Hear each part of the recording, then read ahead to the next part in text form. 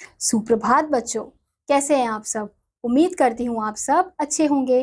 तो बच्चों, आज की कक्षा में हम पढ़ने वाले हैं अध्याय नंबर 17, जिसका शीर्षक है पत्र लेखन। रचना कार्यों में पत्र लेखन बहुत उपयोगी है। पत्र हमारे मन के उद्गारों को प्रकट करने का महत्वपूर्ण साधन है। पत्र मित्रों, रिश्तेदारों तथा सुदूर देशों में कुशलता का समाचार पहुंचाते हैं। पत्र कार्यालय के अधिकारियों से संपर्क बनाने व अभिव्यक्ति में सहायक होते हैं। व्यवसायिक पत्रों में व्यवसाय संबंधी संदेशों का आदान प्रदान किया जाता है। अब हम यहाँ देखेंगे पत्रों के भेद। पत्र मुख्यतः 4 प्रकार के होते हैं। निजी पत्र, इसके अंतर्गत पत्र आते हैं जो अपने मित्रों तथा संबंधियों को कुशलता, बधाई, निमंत्रण आदि के संदेश समाचार पहुंचाने हेतु भेजे जाते हैं। प्रार्थना पत्र, इन पत्रों में अवकाश, नौकरी, शिकायत, सुधार आदि के विषय निहित होते हैं। व्यावसायिक पत्र, इनमें व्यापार संबंधी तथा व्यापारिक पत्र आते हैं। अगला है कार्यालय पत्र। इसके अंतर्गत वे पत्र आते हैं जो शासन प्रशासन की ओर से व्यक्ति को अथवा व्यक्ति की ओर से शासन प्रशासन को अथवा एक विभाग से दूसरे विभाग को लिखे जाते हैं। तो सबसे पहले हम यहाँ देखेंगे, हमें निजी पत्र का एक उदाहरण दिया गया है। जैसे पिता को अपनी पढ़ाई की प्रगति के संबंध में पत्र। तो पहले छात्रावास, फिर अपना स्कूल, जहाँ पे है, जहाँ से आप पत्र लिख रहे हो वो एड्रेस और दिनांक जिस दिन पत्र लिख रहे हो। पूज्य पिताजी, सादर चरण स्पर्श। आपका पत्र मिला। आपने मेरी पढ़ाई की प्रगति के विषय में पूछा है। मेरी तिमाही परीक्षा समाप्त हो गई है। मैंने सभी विषयों में परिश्रम किया था। प्रश्न पत्र में पूछे गए सभी प्रश्नों के उत्तर मैंने संतोषजनक रूप से दिए हैं। विश्वास है कि सभी विषयों में 90% अंक प्राप्त होंगे। आपके आशीर्वाद से मैं अपनी कक्षा में प्रथम स्थान प्राप्त करने में सफल हो सकूंगा, ऐसी आशा है।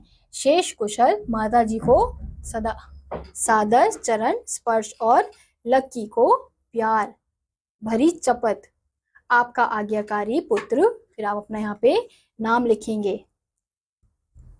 अगला है विद्यालय में कविता पाठ प्रतियोगिता में प्रथम आने की सूचना देते हुए बड़े भाई को पत्र। ये फिर पत्र, ये भी क्या हो गया, हमारा निजी पत्र हो गया।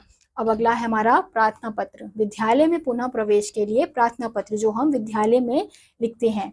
सेवा में श्रीयुत प्रधानाचार्य, फिर जो भी आपके स्कूल का नाम है और जहाँ पे भी आपका स्कूल है, फिर महोदय, सविनय निवेदन है कि मैं आपके विद्यालय की कक्षा 8 का छात्र था। मेरे पिताजी का हाल ही में स्थानांतरण फतेहगंज हो गया है। इस कारण मुझे विद्यालय छोड़ना पड़ा, परंतु फतेहगंज में कोई अच्छा विद्यालय ना होने के कारण वहां पढ़ाई का उत्तम प्रबंध नहीं है। इसलिए मैं पुनः आपके प्रतिष्ठित विद्यालय में प्रवेश लेना चाहता हूँ। आशा है आप मुझे कक्षा 8 में पुनः प्रवेश देकर अनुग्रहित करेंगे। धन्यवाद। आपका आज्ञाकारी या फिर आपकी आज्ञाकारी शिष्य हर्ष गुप्ता, कक्षा 8 और सेक्शन, जिस दिन आपने पत्र लिखा है वो।